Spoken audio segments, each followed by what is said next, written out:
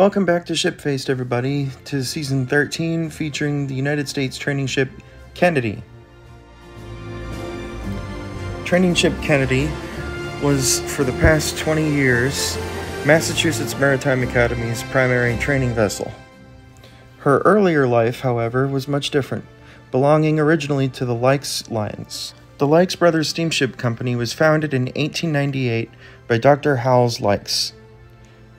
Though there aren't any surviving pictures of her, their first ship was a three-masted schooner taken from the Spanish-American War and used to replenish cattle and foster trade after the conflict. Naming the ship Dr. Lykes, after the founder, started a tradition in naming every one of their vessels in their fleet after a family member. Interestingly, to this day, the ranch in the family still exists. The Lykes Brothers Ranch in Florida. By 1967, the Lykes Brothers Steamship Company had expanded its fleet of vessels from just passenger ships to cargo ships as well. Cargo ships carrying everything from break bulk to solid textiles and merchandise, fostering trade internationally.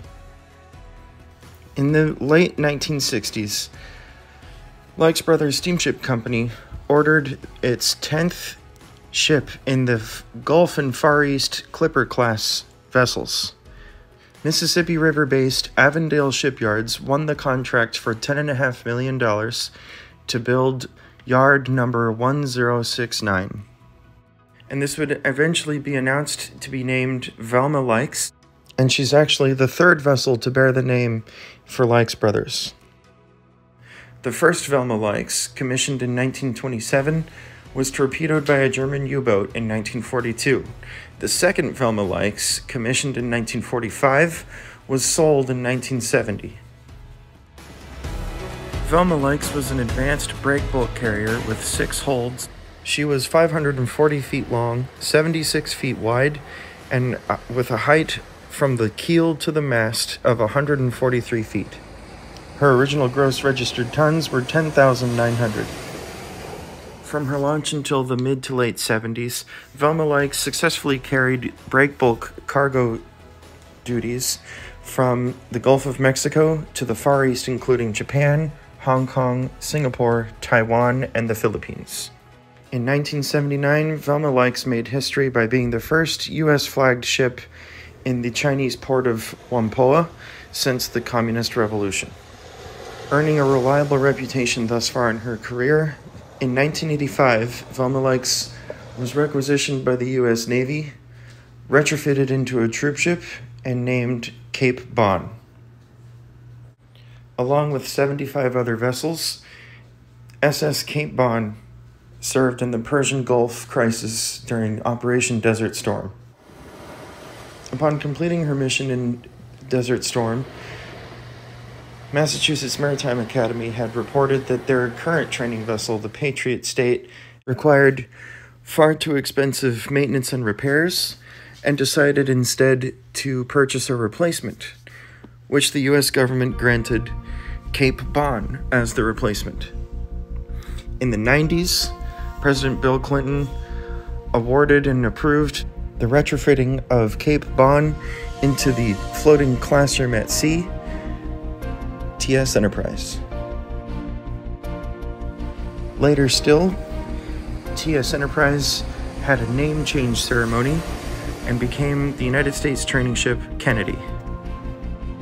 These are some pictures my friend and I took when we were on sea term back in 2012 with the vessel. We sailed to Costa Rica, Ecuador, St. Thomas, and Panama.